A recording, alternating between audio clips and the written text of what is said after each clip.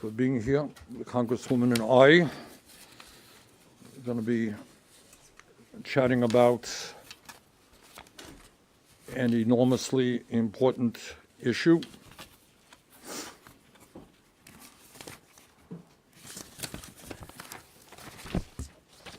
Let me start off by saying that in my view, and in the view of people who know a lot more about this issue than I do, we are at the beginning of the most profound technological revolution in world history, period. The most profound technological revolution in world history, a revolution that will bring unimaginable changes to our society in a relatively short period of time. Artificial intelligence and robotics will impact our economy, our democracy, our privacy rights, our emotional well-being, our environment, and even our very survival as human beings on this planet. The scale, scope, and speed of this transformation will be unprecedented. According to Demis Hassabis, who is the head of Google DeepMind, the AI revolution will be 10 times bigger than the Industrial Revolution and 10 times faster. In other words, AI and robotics will have 100 times impact in terms of what the Industrial Revolution did. And it's not just what AI companies are saying, it's what they are doing. This year alone, 4 major AI companies are expected to spend roughly $670 billion building data centers and tens of billions more on research and development. Despite the extraordinary importance of this issue and its impact on every man, woman, and child in this country, AI has received far too little serious discussion here in our nation's capital. I fear that Congress is totally unprepared for the magnitude of the changes that are already taking place. While Congress has not paid attention or enough attention to this issue, the American people have. According to a recent poll, 79% of voters are concerned that the government does not have a plan to protect workers from AI job losses.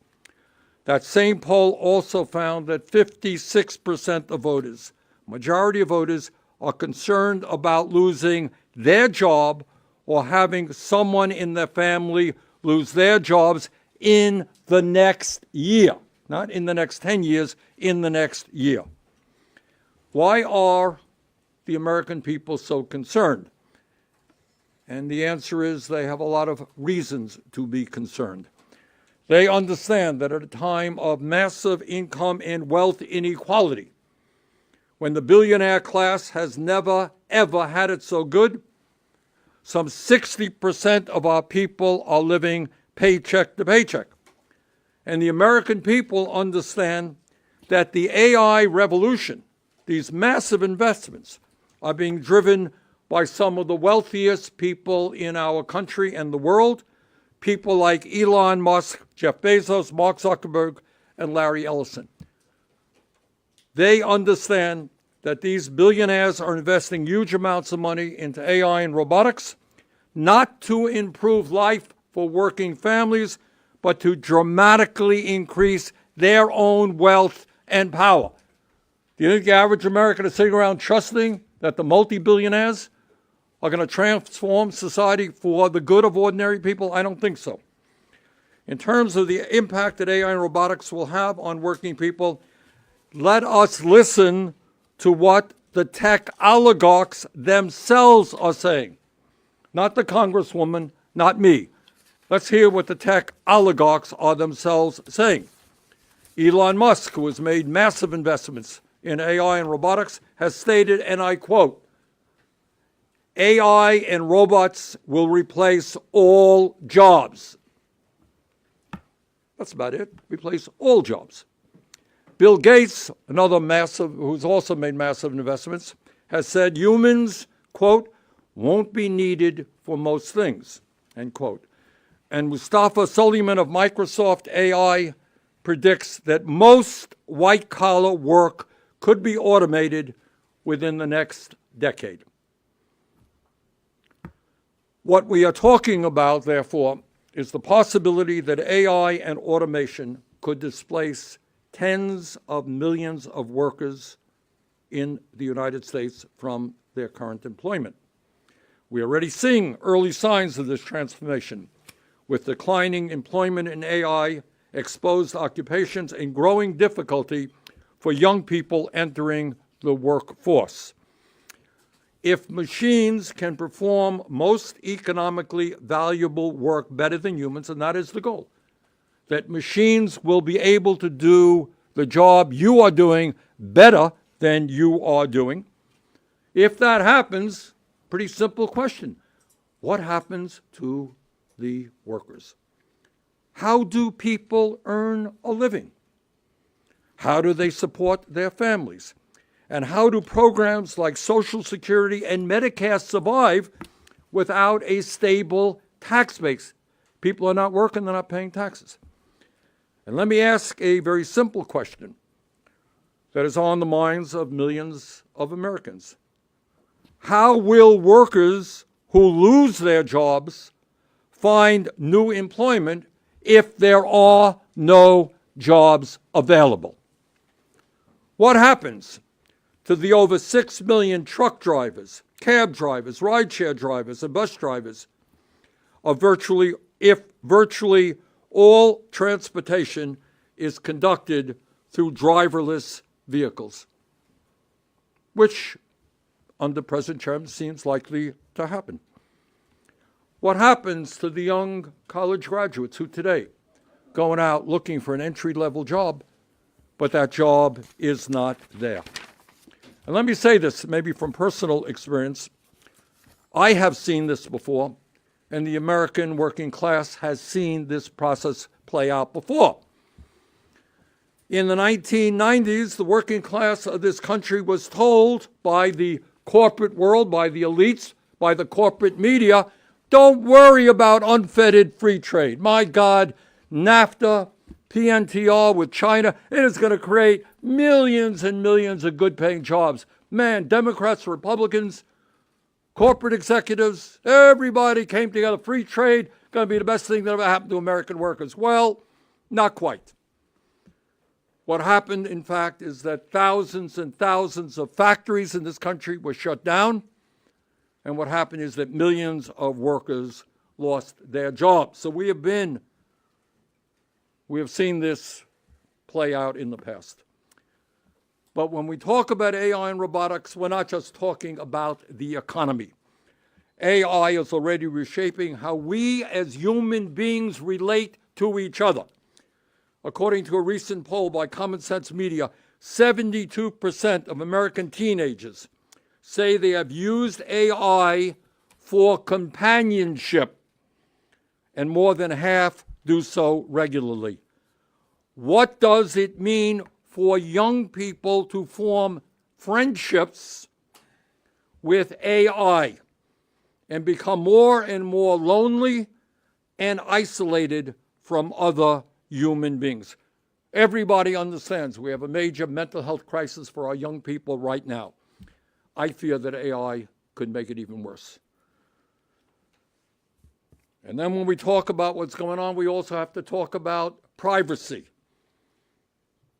Larry Ellison, second richest person on earth, who's gobbling up a lot of the media in this country, who is a major investor in AI, predicts an AI-powered surveillance state is coming where, this is Larry Ellison, major investor, this is what he says, where citizens will be on their best behavior because we're constantly recording and reporting everything that is going on, end quote.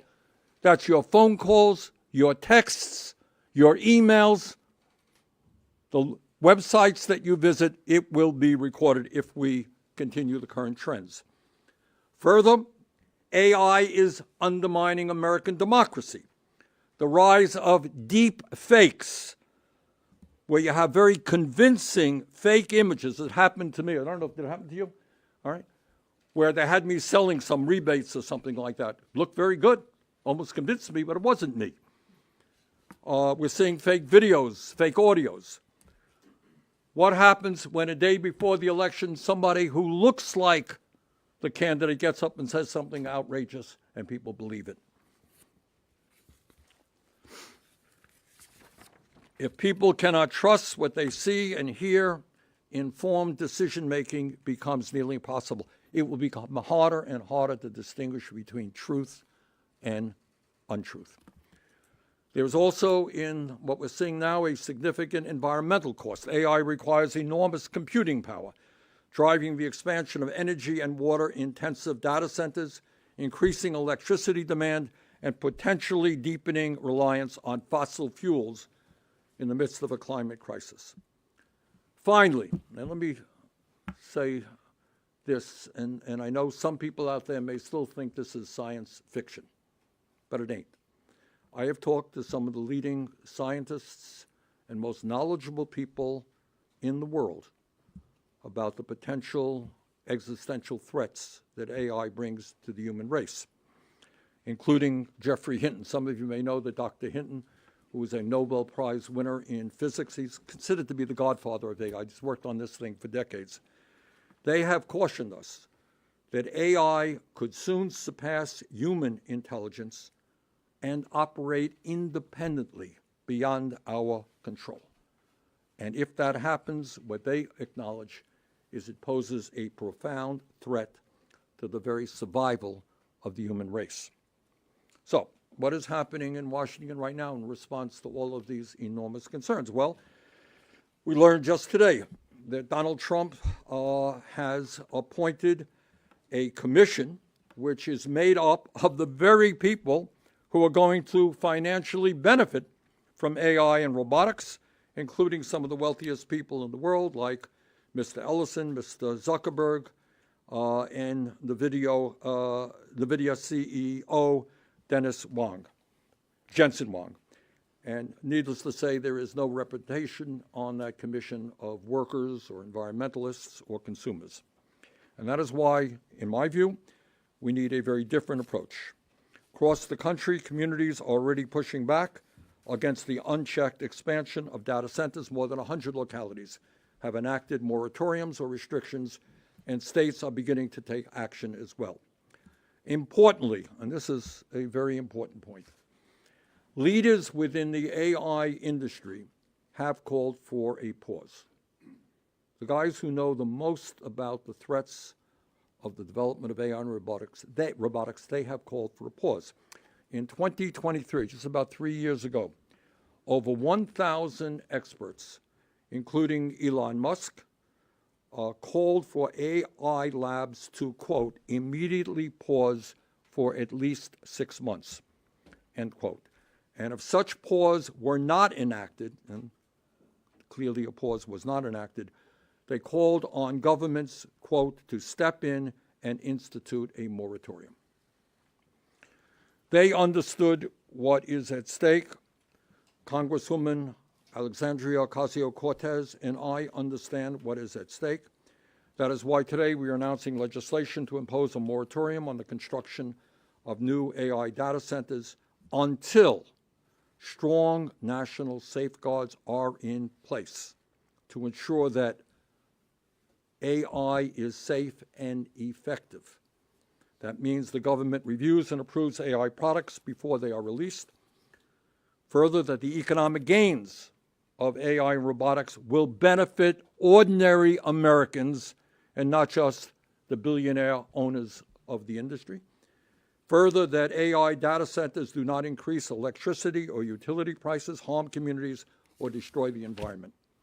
Importantly, this legislation would also impose a ban on the export of AI chips to any country without such protections, including China. A moratorium will give us time to understand the risks, time to protect working families, time to defend our democracy, and time to ensure that this technology works for all of us, not just the few. So, with that, let me now introduce the Congresswoman from New York, Congresswoman Alexandria Ocasio-Cortez.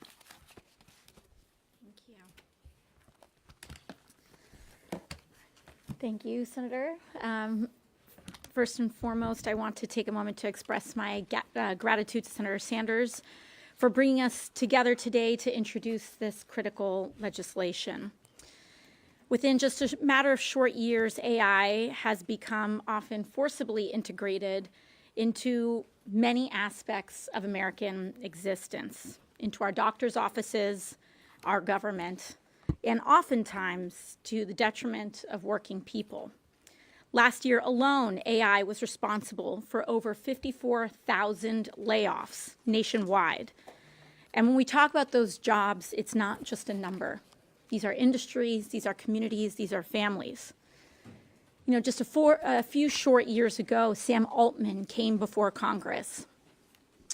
And in a direct plea, he begged us to regulate this industry. He said that these tools were under no circumstances ready, nor should they be integrated into weapons of war. That we must impose severe regulations immediately to prevent mass layoffs and to ensure that any productivity that comes of this industry can benefit working people. 3 short years later, none of that has happened, and in fact, in many cases, the opposite has happened. I'll start with another quote from Sam Altman, who said 10 years ago, "AI will probably lead to the end of the world, but in the meantime, there will be great companies created with serious machine learning." While I'm happy that Mr. Altman is responsible on his end of the deal, you know, he has his responsibilities on the company side, our responsibility is to take care of people.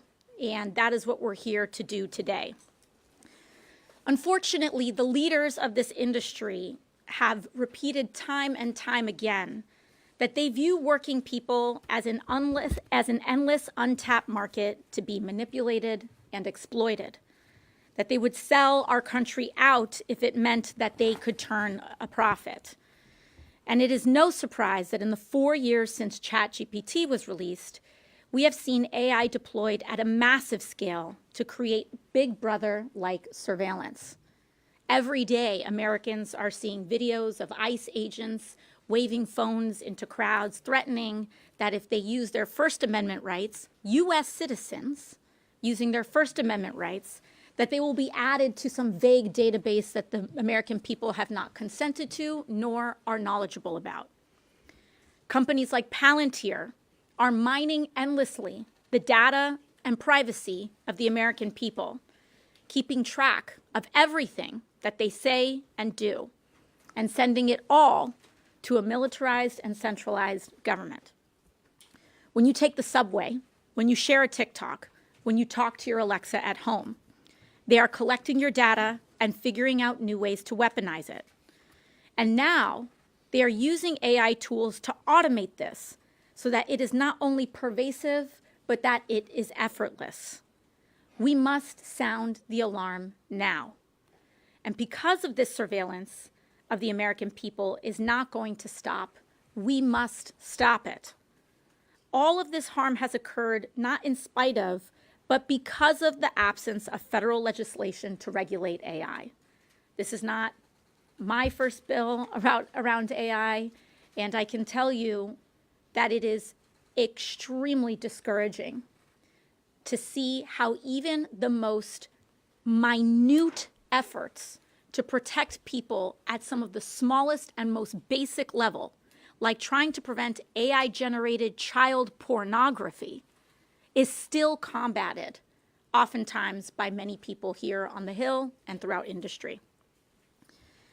In this story, currently, the story of AI is a story of corruption. It is fueled and funded by the same multi-billion-dollar corporations lobbying politicians to sit back and do nothing while they harm our communities. In fact, one of the largest explosions of super PAC and outside funding is by the AI industry. And for years, Congress has enabled this permission structure, a permission structure that allows billionaires like Sam Altman, Elon Musk, and Peter Thiel, to be trusted to regulate themselves under the guise of, quote, American innovation. And what are they asking for now? Endless energy.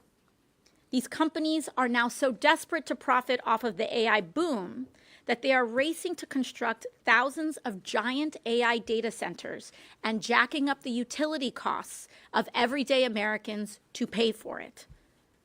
These data centers power thousands of high-intensity computer chips that are processing at all times and require massive amounts of energy to operate. Just one hyperscale data center consumes the same amount of energy in 1 second as 100,000 households. Because of the massive amounts of energy they use, power and water utility companies must build multi-billion-dollar infrastructure to keep up with the demand. And these companies are not paying for their own energy infrastructure. People's energy bills around the country are skyrocketing in order to pay for these AI data centers for them. In the last 5 years, Americans who live near data centers saw their electric bills increase over 267% each month. We are talking about a monthly increase from $80 a month to $294 a month. Working people are already living paycheck to paycheck, in some states off of wages as low as $7.25 an hour, another federal minimum wage that Congress also refuses to raise. They simply cannot afford another increase to their monthly bills. And this results in people cutting corners whenever they can to keep the lights on, whether it's skipping meals or rationing their insulin. And while the American people are suffering, big tech continues to demand more. More data centers, more energy, more data collection, more American jobs replaced by AI, all on the feet of the American people to pay. And across the country, Democrats, Republicans, and independents are standing up. People are standing up to big tech and saying no to these data centers being built in their own communities. More than 100 local communities across 12 states have already enacted local moratoriums on data centers, and Congress itself has a moral obligation to stand with them and stop big tech from ruining their communities. Our legislation in the House and the Senate would hit the brakes on construction of new data centers until we address several of the key areas of harm AI poses. Our bills learn from our lack of regulation following the similar rise regarding the internet and demands a new approach to AI, one that protects the American people from big tech's egregious overreach, one bound by our shared commitment over those who wish to patent it, one that centers prosperity for the many over exorbitant profits for the very few. Thank you. Okay, fire away. By the way, we're just going to take questions on AI. Yes, who are you? And Brian Mesford, this is Insider. One of the most common critiques that comes up when this idea of moratorium is raised is that we're in an AI race with China, and that slowing down the progress of AI development in any way would give China an advantage, whether that's economic, national security. I'm curious, when that critique is raised to you, what do you say to that? Is that something you're concerned well, I think the good news here, and it's not widely known, is there are a number of Chinese scientists who share the same concern that American scientists are worried about. And that is, if we don't get a handle on AI, there are going to be enormous existential consequences. So I think in a sane world, what happens is the leadership of the United States sits down with the leadership in China and leadership around the world to work together so that we don't go over the edge and create a technology which could perhaps destroy humanity. But I would say there are Chinese scientists fairly high up in the government who share those concerns. We've got to immediately, with a sense of urgency, bring those people together. Anything you wanted to add to that? I mean, I think the concern there is easily remedied by passing protections for people.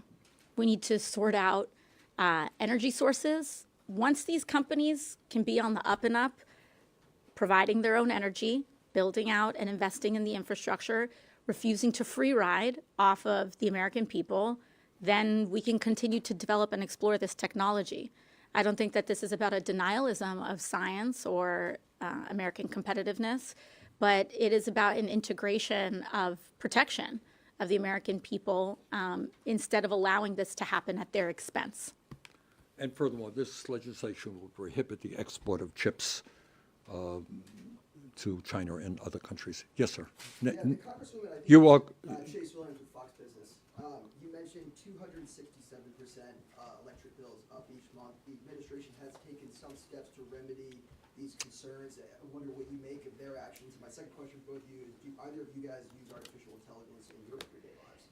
So, in terms of the impact that it's having, I think we just need to ask everyday people on if they're feeling the effects of that. I think as much as as I personally have differences with this administration, I would want them to be successful in reducing the energy bills of American people, but people aren't feeling it.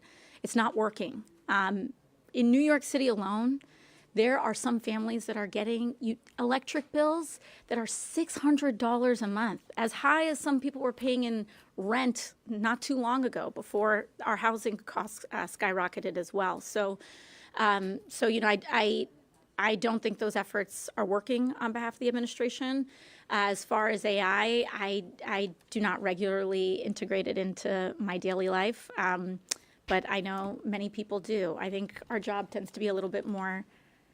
For me, a lot of my job is quite writing based, and I like to do my own. Thank you. very old-fashioned. I'm old-fashioned that way.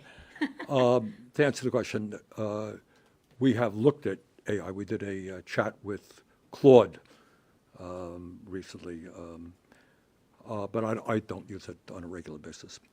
Other questions? Anybody else? Yes. Igor with Huffington Post.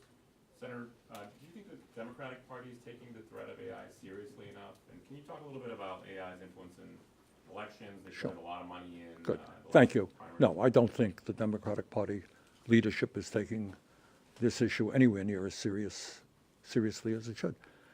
We need to develop a sense of urgency here. The economic impacts are going to be enormous. The impacts on our children will be enormous.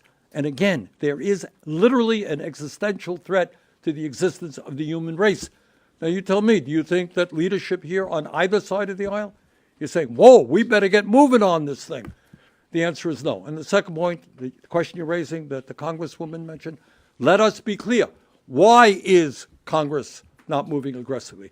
Well, maybe it has something to do with 150 million and more that is coming in to Congress in campaign contributions and in super PACs.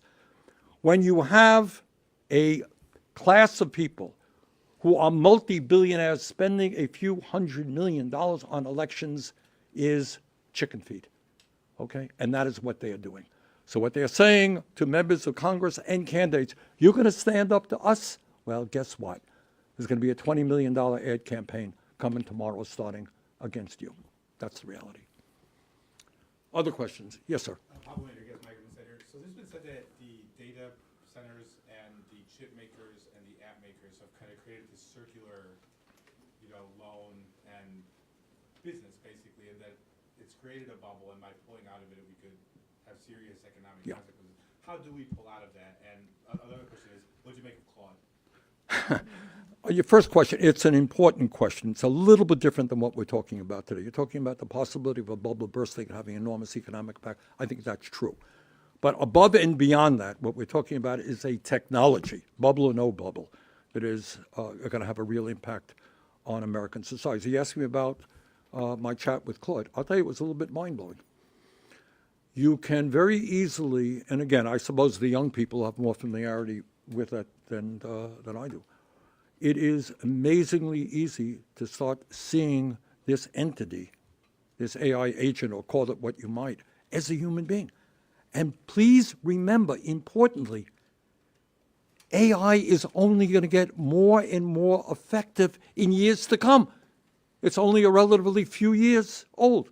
And yet you sit down and you can absolutely, hey, have a nice day. How are you? I'm pretty good. How are you doing? Okay? You can get into that. And I want you to think about what it will mean to a 13-year-old girl who is struggling and having AI as her best friend, or a 15-year-old boy, or whatever it may be. These are real serious dangers. But to answer your question, it is mind-blowing how quickly you can somehow see this as a human agent. Okay, yes. There's some other ideas that are being floated in the Hill, be it to make it so, as you kind of alluded to, make it so that these companies are paying for their own or Yeah. producing their own energy. Why not go that route? Why do the moratorium? Because that's one part of the problem. As the Congresswoman mentioned, you're seeing people now whose electric bills are soaring beyond control. That is an issue that we've got to deal with. But there are other profound issues. So if somehow or another that was put under control and electric bills did not soar, and yet we lost tens of millions of jobs, would we be happy with that? If our kids became addicted to AI agents, would we be happy with that? And I think, once again, I want to get back to the point that some of the founders of this industry, people who know more about it than anybody else in the world, are telling us that within a few years it is likely that AI will be smarter than human beings, that human beings may lose control over AI with possibly catastrophic impacts. How do you ignore those issues? You tell me. And you asked me a question about what are the Democrats doing? Well, we need a sense of urgency right now to address these issues. Clearly, that is not the case. All right, with that, thank you all very much.